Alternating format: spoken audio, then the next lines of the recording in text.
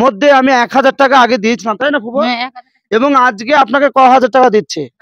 ১,০০০ টাকা। তাহলে টোটালে কত হলো? ২,০০০। তাহলে আপনি ২,০০০ টাকা পেয়ে গেছেন তো? হ্যাঁ পেয়েছি। আসসালামু আলাইকুম।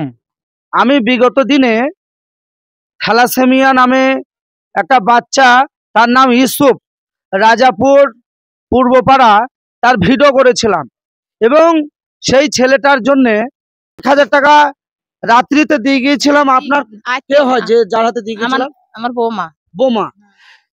এই পিসির বৌমা, তার হাতে আমি ১,০০০ টাকা দিয়ে গিয়েছিলাম এবং এই ঈদের সময় বিভিন্ন অসহায় ব্যক্তিদের, যাদের ঈদের বাজার করেছিলাম, এবং বিভিন্ন এনজিও আছে, সেই ঈদের বাজার হিসাবে ঘোড়াই ক্ষেত্র বাজার করে দিয়েছি এবং নাগাদি বিভিন্ন গ্রামে আপনারা বিগত ভিডিওতে আপনারা দেখেছেন।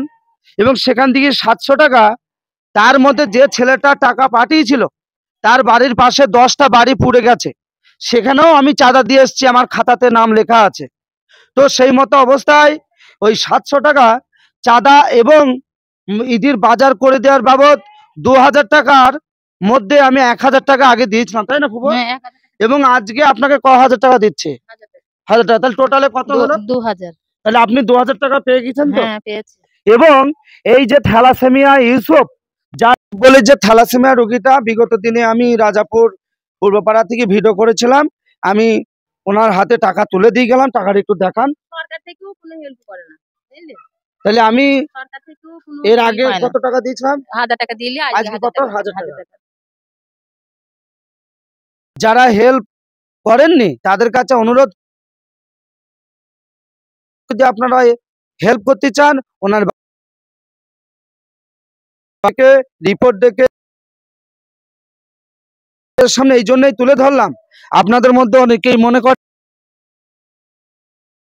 এটা না, এটা খাওয়া হওয়া মানে হারাম খাওয়া। পার্সোনালিটি একটা কাজ করি আমি, যেসব পার্সোনাল একটা সারদা সঞ্জীবনী, যথেষ্ট ডাক্তারবাবুরা আমাকে হেল্প করে।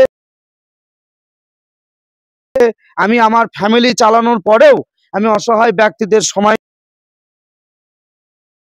সামনে তুলে ধরি। কেন? এটা অসহায় ব্যক্তিরা যাতে সাহায্য পায়। অবশ্যই জিরন বলছি, এই